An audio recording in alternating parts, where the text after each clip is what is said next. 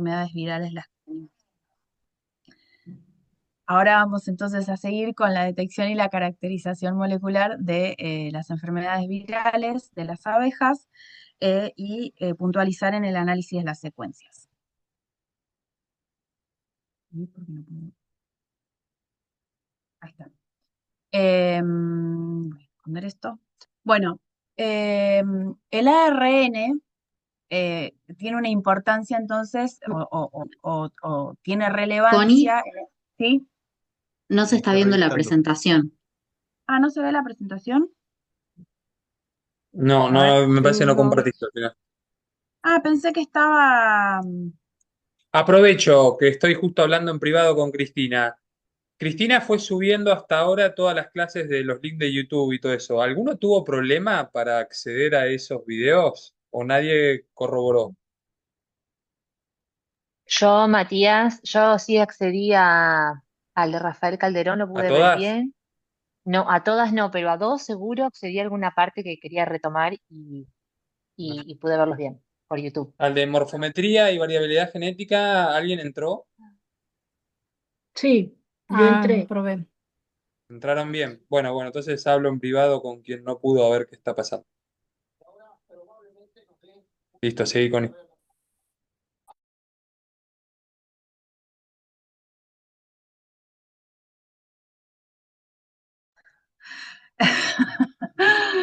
Ahí se ve. Sí, ahora sí. Sí, sí. Sí, ahora Sí, sí. sí, se ve perfecto. Bien, ok.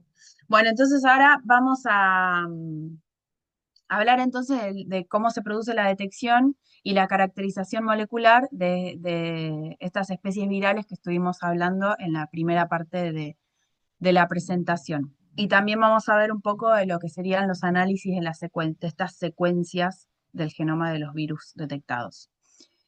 Eh, bueno, en este caso particular, entonces, el ARN toma una relevancia, ¿no? Porque eh, sería de importancia en investigación apícola. Por un lado, por lo que sería el análisis de expresión génica, el ARN permite estudiar el desarrollo y la respuesta inmune de las abejas. Mediante el análisis de expresión génica se pueden identificar qué genes están activos en diferentes condiciones o frente a diferentes adversidades o estresores. Y en el caso del diagnóstico de infecciones, en este caso de infecciones virales, ¿no? Porque sobre todo son virus de ARN. El ARN entonces puede ser un marcador para detectar infecciones virales en las abejas. La presencia de ARN viral indica la infección, lo que ayuda a comprender la propagación y el impacto de las enfermedades. Un poco de puntualización sobre dónde estamos parados y qué es lo que estudiamos cuando vamos a estudiar detección viral en abejas, porque trabajamos particularmente con virus de ARN de simple cadena positiva. ¿Cómo se produce la detección de estos virus de ARN de simple cadena positiva? Bueno, en parte, como les mostró Anne, a través de la observación, por ejemplo, a través de la observación de muestras a través del microscopio electrónico y la detección de estas partículas a modo de observación, digamos, a través de las imágenes, a través de la observación de síntomas en la colmena, lo cual es muy complicado de observar, porque como veíamos, si bien hay características puntuales que se pueden observar de sintomatologías particulares de distintas especies virales, no todas se pueden observar a nivel de la colonia y también existía la técnica serológica, como les contaba Anne, pero difícilmente aplicable en abejas. Y la más tradicional es la PCR o la amplificación de fragmentos específicos del genoma de estos virus. ¿Sí? En el caso del genoma de estos virus, que son de ARN de simple cadena positiva, son lo que significa que sean de este tipo de ácido nucleico, es que son partículas particularmente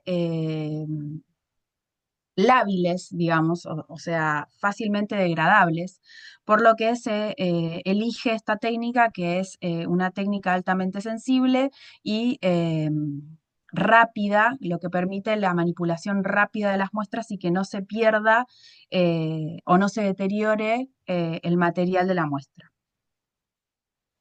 Bueno, la traducción de estas siglas que vemos acá sería Reverse Transcription Quantitative Polymerase Chain Reaction.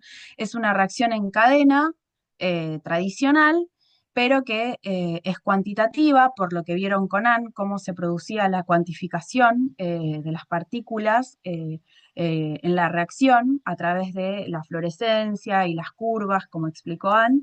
Y a la vez tiene este paso previo de la reverse transcription porque como son partículas de ARN, lo que nosotros necesitamos construir es una partícula de ADN complementaria a esa partícula de ARN.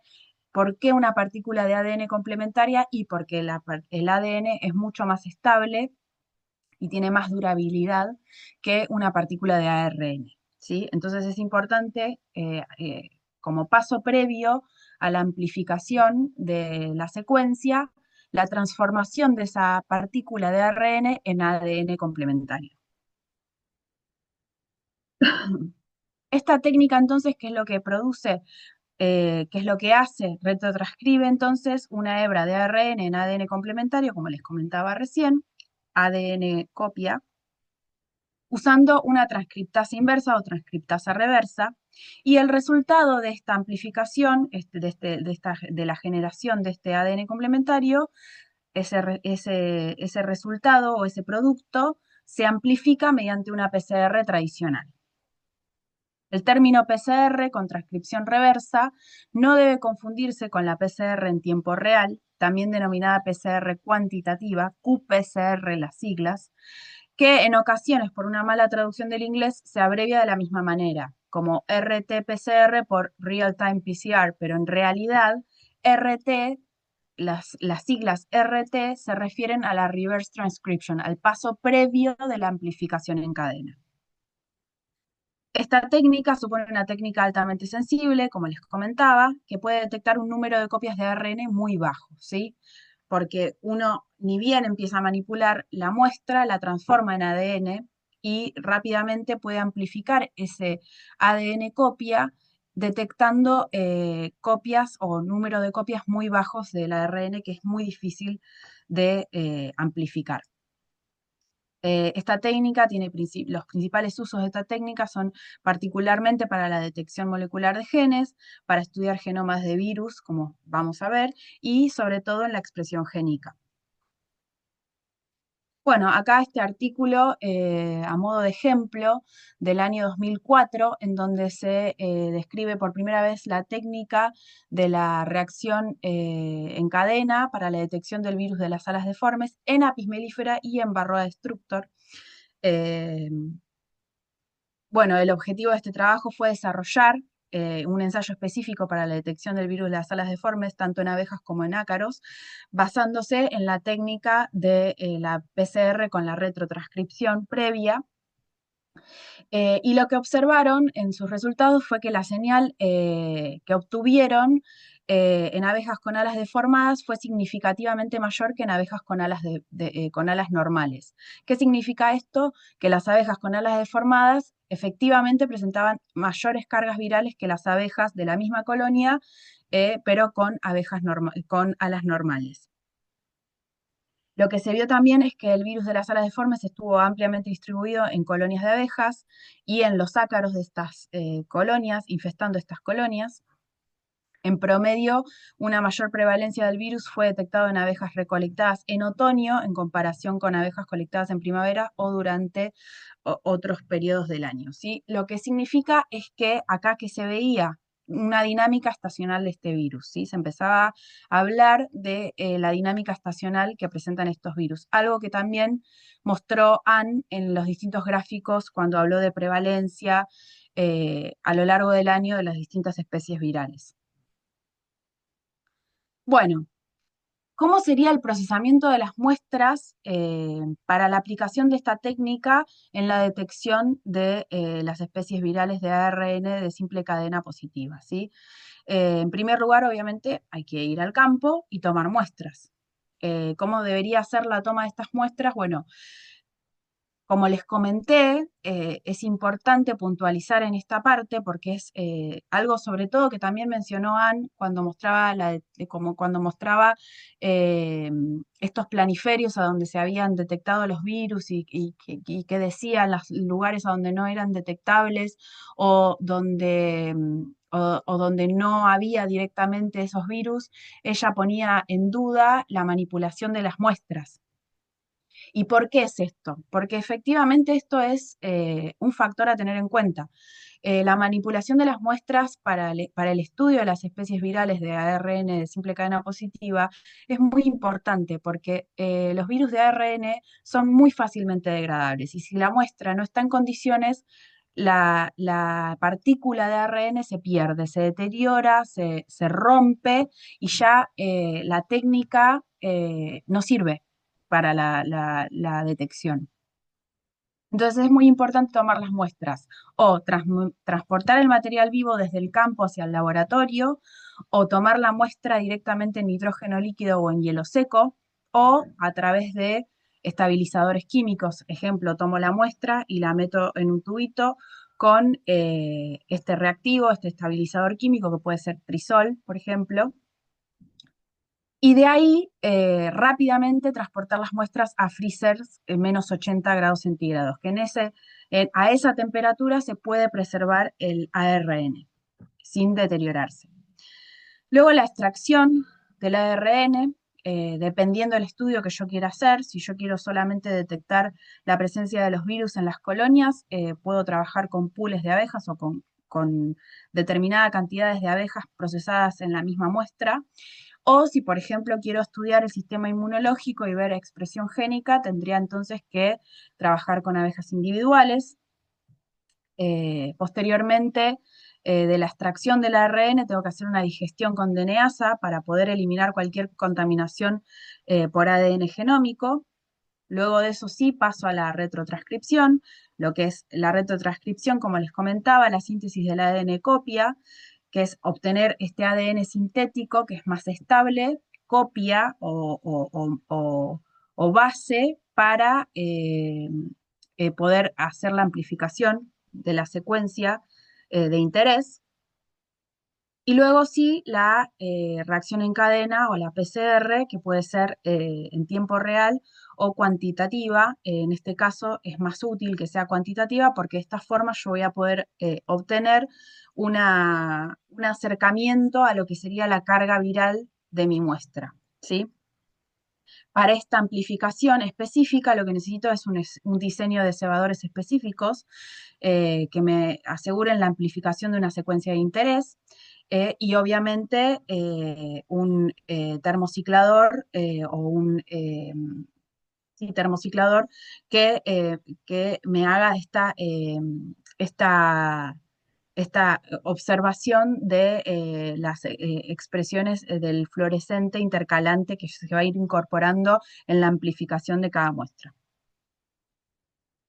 Bueno, obviamente, para comparar previamente a estas amplificaciones de detección de los virus, se hace una reacción de qPCR también, de amplificación de un gen de expresión basal constitutiva como control interno para poder tener, primero y principal, para asegurarme de que el material extraído sirve. Y segundo, para poder comparar también esa expresión basal con por ejemplo, si yo quisiera hacer una cuantificación relativa con una sobreexpresión, por ejemplo, una sobreexpresión o una alta carga viral de un determinado virus.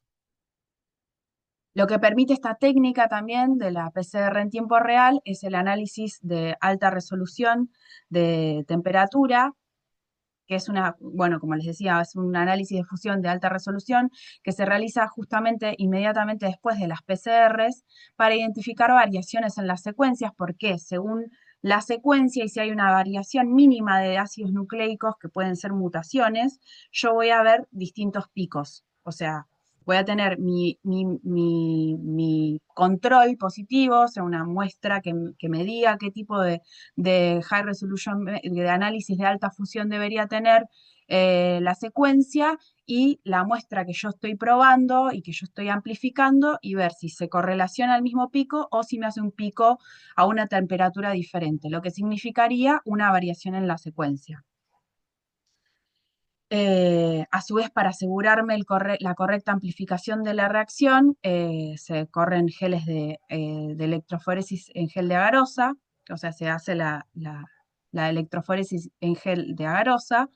A su vez, esto también, además de asegurarme la amplificación, separa los fragmentos de ADN por tamaño y por carga. Y luego de eso puedo hacer la purificación de ese gel para hacer una secuenciación. Una secuenciación en este caso, con esta técnica, sería una secuenciación de Sanger, que es un método que utiliza la PCR para amplificar regiones de ADN y luego secuenciar los productos de la PCR. A partir de la secuenciación obtengo las secuencias de las muestras, y el análisis de las secuencias lo realizo a través de herramientas bioinformáticas que me ayudan a interpretar los datos, y se pueden usar bases de datos gratuitas como por ejemplo el BLAST, que está disponible en Internet. Volviendo a los diagramas esquemáticos de la organización de los genomas de los virus, un poco traigo esto a colación porque esto es lo que a mí me sirve para yo diseñar mis cebadores o primers con los que yo voy a generar la amplificación dentro de una secuencia de interés dentro del genoma de la especie viral que quiero detectar. Por ejemplo, en el caso del virus de las alas deformes o la detección de variantes del virus de las alas deformes, se han diseñado cebadores específicos para la variante B, por ejemplo, a través de el diseño de cebadores para la proteína líder o para la helicasa, que eran dos de los puntos a donde se producían también eh, recombinaciones entre las variantes de estos virus, y para cebadores específicos para la región del gen de la ARN polimerasa dependiente de ARN, que es una secuencia altamente conservada, como les comentaba, para detectar sobre todo la variante A. En el caso del virus de la parálisis aguda, se han diseñado cebadores específicos del gen de la proteína de la cápside, al igual que en el caso del virus de las celdas reales negras. Y en el caso del virus del lago Sinaí, que es otro de los virus que hemos detectado o trabajado en la detección en el laboratorio, los cebadores específicos se diseñaron sobre también la ARN polimerasa dependiente de ARN, que es una secuencia altamente conservada, sobre todo porque esta especie viral presenta muchas variantes, como 7 variantes. Entonces está bueno trabajar sobre una secuencia conservada para ver de qué variante uno está tratando. Bueno, obviamente que posterior a la amplificación se procede al análisis de fusión de alta resolución, como les comentaba, inmediatamente luego de las PCRs, los geles, la secuenciación y el análisis de secuencias para obtener el panorama de las colonias muestreadas. En base a estos estudios, lo que se vio en Argentina es que, por ejemplo, en la provincia de Buenos Aires, en el 2016, analizadas 22 localidades, se observó la presencia de la variante B del virus de las alas deformes, también la presencia de la variante A. Estos son casos de coinfecciones porque son virus que se detectaron en las mismas muestras. Y esto sería, en el 100% de las muestras se detectó el virus de las celdas reales negras, en el 70%, casi en el 71%, el virus de la variante B del virus de las alas deformes, la variante A en el 91%, el virus de la parálisis aguda casi en el 60%. Al año siguiente, con muestras provenientes de un muestreo de Celina, que anda por ahí, que la vi, se pudieron observar también casos de coinfección, pero en este caso la variante B del virus de las alas deformes no pudo ser detectada, al igual que en el caso de un muestreo realizado en el 2018, donde se analizaron cabañas apícolas de 6 provincias diferentes. El virus de la variante B ya no lo volvimos a detectar, pero sí casos de coinfección entre la variante A del virus de las alas deformes, el virus de las celdas reales negras y, en menor porcentaje, el virus de la parálisis aguda. También con esta técnica pudimos detectar la variante 3 del virus del lago Sinaí. Sobre todo lo que se observó es que fue mayormente detectado en muestras obtenidas de cabañas apícolas en donde el porcentaje de varroa era de 0, o sea, esto justamente viene a colación de lo que estuvimos discutiendo, cómo hay especies virales que prevalecen eh, por sobre otras circunstancias en ausencia de varroa destructor. Y bueno, analizando las secuencias, lo que efectivamente observamos es que las secuencias obtenidas en las cabañas apícolas, algunas de las que se analizaron, se relacionaban o estaban dentro de la misma clasificación de la variante 3 del lago Sinaí, en un dendrograma en donde se también compararon con la variante 1 y la variante 2. En cuanto a la presencia de la variante B del virus de las alas deformes, también se hicieron las detecciones. En este caso se trabajaron con las amplificaciones de distintas secuencias, con las amplificaciones de distintas partes dentro del genoma, ¿sí? En este caso se analizaron secuencias de la helicasa, que es esta región dentro del genoma del virus a donde se producen recombinaciones, y lo que se observaba era que algunas de las muestras analizadas me daban como que eran de la variante A, y otras de las muestras analizadas me daban como que el virus detectado era de la variante B, ¿sí?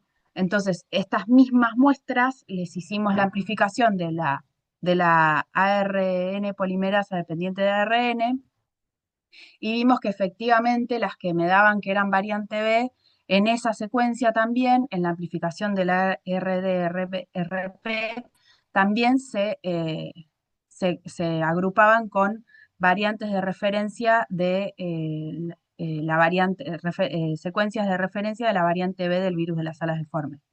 No así en el caso de las que me daban, que siempre eran variante A. Bueno, volviendo a este trabajo, en donde se describió por primera vez esta técnica para la detección del virus de las alas deformes, tanto en abejas como en varroa, nosotros hicimos una investigación también, trabajando con abejas con alas deformes y con abejas con alas normales de las mismas colmenas, que lo que observamos fue que efectivamente las cargas virales en abejas con alas deformes eran de 178 veces, un incremento de 178 veces en comparación con abejas con alas normales, que también se veían en la fluorescencia, ¿no? Cómo empezaba a amplificar mucho antes las abejas con alas normales, se empezaban a ver los productos amplificados mucho antes que en ciclos mucho menores, en menor cantidad de ciclos, perdón, que en abejas las muestras con abejas con alas deformes, empezaban a mostrar amplificación de producto en menor cantidad de ciclos que en abejas con alas normales de las mismas colonias. O sea, las abejas con alas normales tenían el virus, pero en mucha menor cantidad que las abejas con alas deformes de las mismas colmenas. También esto sería un gráfico que se arroja luego del análisis de alta fusión, el High Resolution Melting que les contaba, cómo varían los picos según el tipo de secuencia. ¿Qué significa eso? Que hay mutaciones dentro de la misma secuencia amplificada, mutaciones dentro de las muestras analizadas en la misma secuencia amplificada. Eso trasladado a nivel secuencia, se observaba que, por ejemplo, abejas con alas normales tenían, por ejemplo, esta secuencia, acá una sustitución, que esto les comentaban, y acá, por ejemplo, otra sustitución, o sea, esta secuencia de abeja con alas normales tenía dos mutaciones en esta secuencia amplificada. En el caso de otra muestra de abejas con alas normales, veíamos que tenía una mutación en la misma secuencia amplificada. Y en el caso de las abejas con alas deformes, o sea, las que manifestaban la sintomatología, veíamos que esa secuencia se mantenía inalterable. Esto trasladado a nivel de ácidos, de aminoácidos, se veía que, por ejemplo, se producía la mutación, producía el cambio en un aminoácido en el centro de esta enzima, que es la RDRP, o sea, esa enzima clave para la replicación del virus. O sea, un cambio, estas dos mutaciones que veíamos, o la mutación esa que veíamos en las abejas con alas normales, tenían la secuencia mutada para la replicación del virus, lo que significa que esa enzima mutada repercute directamente en la replicación del virus, hace que se replica menos o que no se llegue a replicar del todo. Entonces tiene sentido en que estas secuencias estén conservadas en abejas que manifiestan sobre todo en la sintomatología del virus. ¿Y cómo se ve esto, estas infecciones virales, cómo impactan el sistema inmunológico de las abejas? Eh, el impacto mediante el análisis de expresión génica. No sé por qué me lo pone doble, después si lo saco lo vuelvo a poner, queda bien el título, pero bueno, ¿cómo impacta entonces en el sistema inmunológico de las abejas el análisis de la expresión génica? Una característica propia de los virus de ARN simple cadena positiva es que suelen estar presentes en las colonias de forma subclínica, algo que venimos hablando todo el tiempo, si es una infección asintomática o sin señales visibles. Incluso en coinfecciones, o sea, en la presencia de varios virus simultáneamente. La presencia o ausencia de síntomas en las abejas depende de tres factores principales. Por un lado, la adaptación genética de las abejas, esto que hablábamos de las abejas resistentes o tolerantes. Por otro lado, la vía de entrada del virus, o sea, la sanidad. Y por otro lado, el entorno o el ambiente. O sea, son estas tres cosas que venimos discutiendo. Las abejas, eh, por ser este insecto sociable que son, presentan una inmunidad social. Las colonias de las abejas han desarrollado mecanismos de defensa alternativos debido a su alta densidad y similitud genética. En primer lugar, el característico comportamiento higiénico. Las abejas detectan y eliminan crías enfermas o muertas, reduciendo de esta forma la propagación de distintos virus. El distanciamiento social, algo que se observa, algo que es fácilmente observable, cómo pueden apartar a las abejas enfermas. Las abejas infectadas reducen la trofalaxis y se distancian especialmente para proteger a la colonia, además de que también las otras abejas a su alrededor se distancian de ellas también.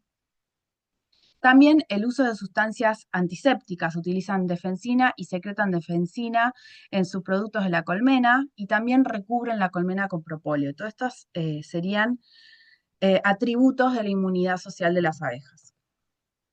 En cuanto a la inmunidad fisiológica y particularmente antiviral, tenemos la vitelogenina, que es una proteína precursora de la yema de huevo que actúa como elicitor inmune y sobre todo reduce la replicación viral en el caso del virus de las alas deformes. El ARN de interferencia, que es la principal vía de defensa contra los virus, a través de las proteínas Dicer que cortan el ARN viral, y también es una vía antigua y muy conservada dentro de lo que es la inmunidad fisiológica de los insectos. Por otro lado tenemos la inmunidad humoral, que son distintas vías que coordinan la producción de péptidos antimicrobianos. Esta respuesta es bastante más lenta que la ARN de interferencia y es menos específica. Y algo que venimos discutiendo desde el principio de la clase, la melanización. La melanización es una respuesta donde la melanina forma una barrera física. Esto es lo que les decía, es como una defensa primaria de los individuos. forma una barrera física contra patógenos clave la actividad de la fenoloxidasa en este caso.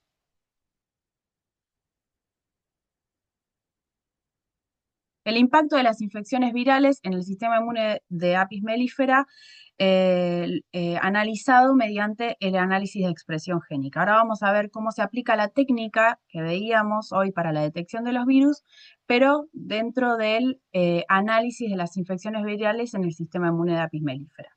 Como les contaba, hay una respuesta fisiológica dentro de los individuos, donde hay distintas vías que forman parte de esta respuesta fisiológica, y se ha demostrado que las vías efectoras del sistema inmune, tales como la vía IMD, la vía TOL, la vía Hankum quinasa y la JAK-STAT, desempeñan papeles importantes, sobre todo en la inmunidad antiviral, aunque no tan específica como en el caso del ARN interferencia. Mediante la técnica de la retrotranscripción del PCR en tiempo real con retrotranscripción previa, se puede estudiar el impacto de las infecciones virales, la infestación por varroa o el efecto de diversos químicos sobre el sistema inmunológico de las abejas mediante ¿qué? El análisis de la expresión génica, del análisis de la expresión de diversos genes de estas vías efectoras del sistema inmunológico. Entonces, en este caso, en lugar de estar buscando amplificar secuencias del genoma viral, lo que vamos a estar buscando amplificar son, o lo que vamos a tener como target, son los ARN mensajeros de estos genes de interés, ¿sí? Y de esta forma comparar los niveles de expresión. Bueno, entonces, ¿qué tenemos que ir a hacer? Y a estudiar las vías del sistema inmunológico. En este caso, las vías de señalización del sistema inmune de abejas descriptos que hay son la vía IMD, la vía Hankum quinasa, la vía TOL y la vía JAK-STAT. Nosotros en el laboratorio estudiamos particularmente estas dos vías, de las cuales, por ejemplo, en la vía TOL decidimos estudiar uno de los receptores de membrana, un toll wheeler, en el caso nuestro el toll wheeler, un receptor de membrana de la vía toll dentro de abejas, un intermediario de la vía, que es la enzima cactus, y los efectores de la vía, que son péptidos o los efectores antimicrobianos. En este caso elegimos la abadesina, la defensina y la himenoptesina. En el caso de la vía JAK-STAT, trabajamos con el receptor de membrana DOMLES, con el intermediario de la óxido nítrico sintasa y con el efector de la vía TEP-A. ¿Qué descubrimos? Y también decidimos analizar la expresión génica de la vitelogenina en distintas muestras de abejas. Todo esto en distintas muestras de abejas para ver, en abejas, esto es en el mismo estudio de las abejas con alas deformes y las abejas con alas normales, ¿sí?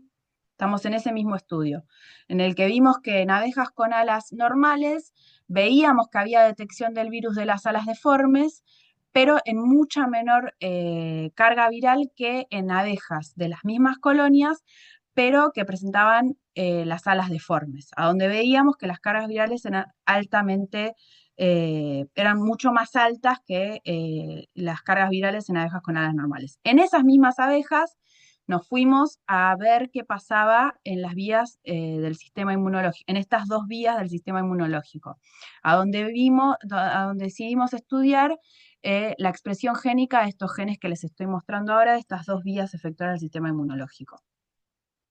Entonces, al analizar esto, ¿qué vimos? En cuanto a la vía TOL, el receptor de membrana, vimos que, en cuanto a la vía TOL, vimos que el receptor de membrana no había diferencias significativas, tanto en abejas con alas normales como en abejas con alas deformes.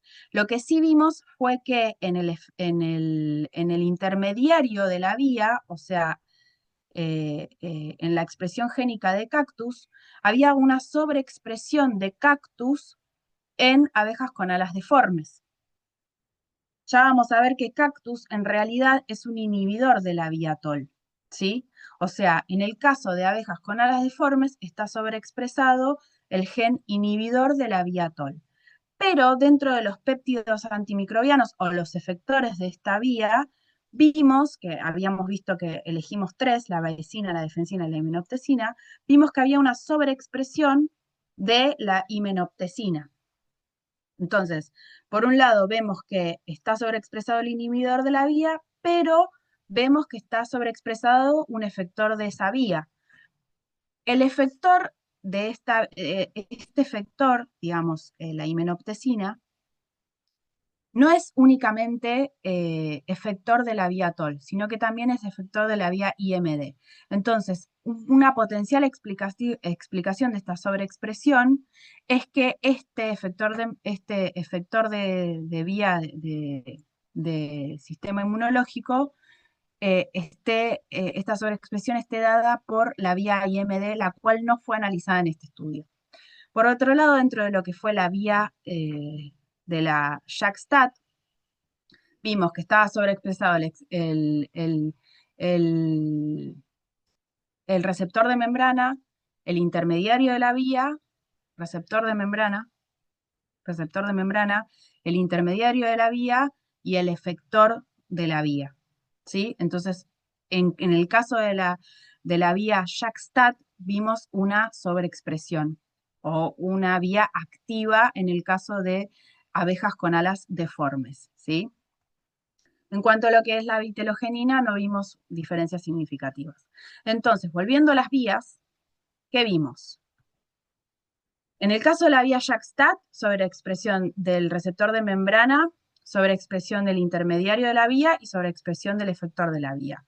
Entonces, pudimos concluir que esta vía en abejas con alas deformes y altas cargas virales del virus de las alas deformes estaba activa. En el caso de Connie, la vía, te sí, hago una consultita, porque estamos en sí, tiempo. sí, Eh, ya terminó. bueno, si no, quizás podemos continuar la clase que viene, pero como vos digas, estamos en 17:06. Esta creo que es la última diapositiva. Genial, genial, Sí, buenísimo. sí, ya terminó. Por eso estoy como muy acelerada, pues ya terminó. Buenísimo. En el caso de la vía TOL, ¿qué vimos? Una sobreexpresión del inhibidor de la vía. Entonces, la conclusión es que esta vía, si bien uno de sus efectores está sobreexpresado, al estar sobreexpresado el inhibidor de la vía, asumimos que podemos asegurar que la vía TOL está inactiva en abejas con alas deformes y que el efector de la vía está siendo activado por otra vía del sistema inmunológico que no la que no la estudiamos. Bueno, los factores que alteran entonces la función inmunológica en las abejas tienen que ver con restricciones proteicas, o sea, la nutrición es vital y la falta de proteínas afecta a las respuestas inmunológicas y promueve la replicación viral. La infestación por varroa destructor, como ya sabemos, el ácaro es vector biológico del virus de las alas deformes y vector mecánico del clado de las parálisis. De esta manera, agotando la vitelogenina y afectando negativamente las respuestas inmunes, particularmente por el hábito alimenticio de este parásito. También la microbiota, una mayor diversidad del microbioma se asocia con resistencia viral. Los antibióticos, en este caso, pueden de esta manera aumentar la susceptibilidad a los virus en las abejas. Y la genética de las abejas. La genética juega un papel clave en la resistencia a las infecciones virales, como el rasgo genético de supresión de la infección viral ovo, que hace que las abejas sean más resistentes al virus de las alas deformes. Gracias. Perdón que me pasé unos Bueno, muy minutitos. bien, muy bien. No, está bien, Connie. Pero bueno, nosotros vamos avisando siempre. Sí, sí, ya estaba, vieron que ya estaba. Lo dije medio rápido, pero bueno, ya estaba. Igual esta No, pero clase, estuvo bien, igual queda grabado y sí, lo que pasa es que cada clase que damos, bueno, es un curso de posgrado, entonces hay mucha información y lo bueno, sí, creo que las clases quedan grabadas. Ahí, bueno, no. Consultas, pensé que habían levantado la mano, pero es Margui me parece aplaudiendo. Son aplausitos. Ah, Muy bien. bien. Ah, pero Gracias. sí tengo una pregunta. Sí. Bueno, Bien. Voy a abrir la cámara, que me dijo. La pregunta es la siguiente. Nosotros acá, yo estoy en Colombia, nosotros acá estamos trabajando solo con enfermedades de declaración obligatoria de la OMSA.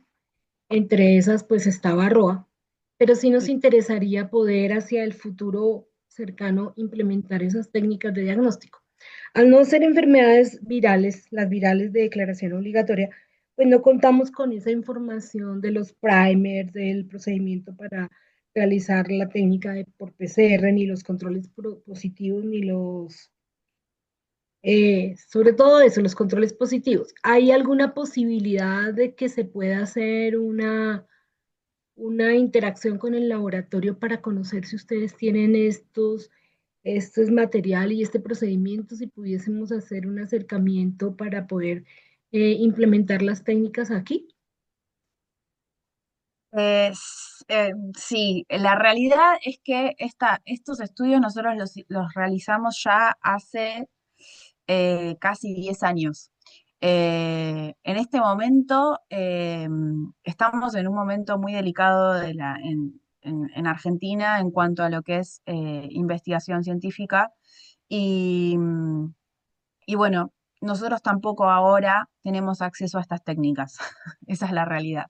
Y en cuanto a eh, las muestras justamente son muestras que, si bien el procesado de la muestra implica la transformación del ARN en ADN copia y que esa muestra sea más estable y se pueda eh, almacenar durante más tiempo, ya pasados estos años que se han pasado también el movimiento de las muestras que las hemos pasado de freezers -80 a freezers -20 y demás, la realidad es que se han perdido el material, o sea, como control positivo de estos estudios que hemos obtenido, los hemos perdido.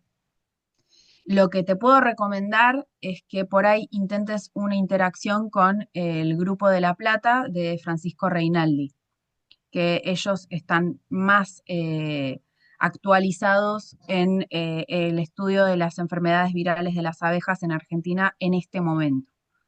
¿Sí? sí, de hecho a Francisco lo van a tener de docente, así que él va a estar un poco comentando los trabajos que se vienen llevando. Yo iba a sugerir eso, que creo que el contacto que se podría hacer es a través de Francisco.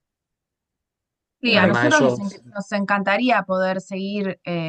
La verdad que estos estudios que hicimos fueron como, como puntapiés iniciales en la temática, en la zona, pero que no pudimos avanzar sobre los mismos porque bueno, entramos había en época limitantes.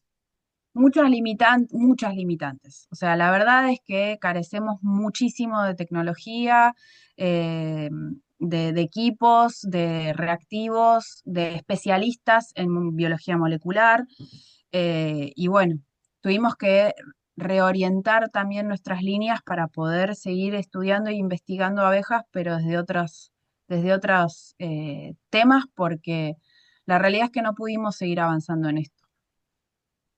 ok, gracias. Bueno, entonces luego, Bueno, Margui, cuando esté Francisco se le puede hacer el planteo, yo creo que a Francisco le va a interesar y además Francisco sigue laburando con nosotros. Él va a contar, de hecho, el proyecto que estamos haciendo ahora con él y él está a la punta en este momento. Referente nuestro hoy es Francisco, así ok, que se puede coordinar. Camilo mil está gracias. levantando la mano. Listo. No, de Sí, nada. bueno, felicitarte, Constanza. Fue un tremendo baño de información sobre virus, algo que regularmente pasa súper desapercibido. Así que yo primero agradecerte un poco toda la presentación. Y lo segundo, mira, en relación a lo que decía Margui, que yo le decía a Mati igual, ¿qué opinión tienes tú en relación a que esto no se plantee en la OMSA o antigua OIE, que no hay virus, digamos, asociado a denuncia obligatoria? Yo imagino que económicamente igual tienen un impacto que por ahí un poquito silencioso, pero yo estoy seguro que mucha colmena que colapsa posterior a Varroa es por causa de virus. Sí, y porque la realidad es que trabajar con los virus, como vieron, implica estas técnicas que son, bueno, necesitas, además de la infraestructura y la tecnología para hacerlo, necesitas el capital humano, sería, o sea, la persona capacitada para poder llevar adelante estos estudios. Y eso no se consigue en todos lados. Eso no hay en todos lados personas formadas en biología molecular con acceso a equipamientos para llevar a cabo estas investigaciones. Además de que eh, los reactivos para la realización de estas reacciones son muy caros y bueno, o sea, además de por ahí la imposibilidad del acceso tanto de la mano de obra como del equipamiento, tam- quizás también es como una contra el gasto económico que implica los reactivos o el acceso a hielo seco o a nitrógeno líquido o a un freezer -80. Entonces, es más fácil eh, tratar las infecciones virales indirectamente a través del estudio y los tratamientos acaricidas en contra de Varroa destructor. No sé si me explico. Sí, y puedo aportar algo más. Entiendo que parte de la pregunta de Camilo viene así como se tiene que hacer la denuncia obligatoria de la loca americana, y, bueno, enfermedades que si se difunden son complicadas. Creería, Camilo, que la otra parte de la explicación es porque si tenés que denunciar eso, te fuiste. Porque debe estar los virus en todos lados, ¿no? O sea, ¿quién? A mí me hace acordar como en Argentina que hay una provincia que dice que es libre de loca americana. Y Cristina le va a venir a la cabeza eso. Y eso no Así existe. es, eso no No hay existe. provincia de Argentina libre de loca americana. Entonces, No, si pusiéramos esta restricción con las virosis, creo que sería impracticable. Eh, claro. Me parece sí más interesante lo que plantea Connie, bueno, no denunciarlo, porque parece que debe estar en casi todos lados, Es que la pero denuncia es sí, esa, ¿no? La denuncia claro, es no, esa. pero sí lo más interesante es decir, bueno, no pensemos tanto en las virosis, porque si está Varroa, están los virus, al menos los virus transmitidos por Varroa, que sabemos terminan siendo patogénicos y de virulencia alta. Bueno, veamos cómo manejamos el problema de Varroa, que indirectamente vamos a terminar manejando el tema de los virus letales para las colmenas. Me Exacto, parece que va por más ahí. por ahí. No sé si hacen ese análisis, pero es el que haría yo.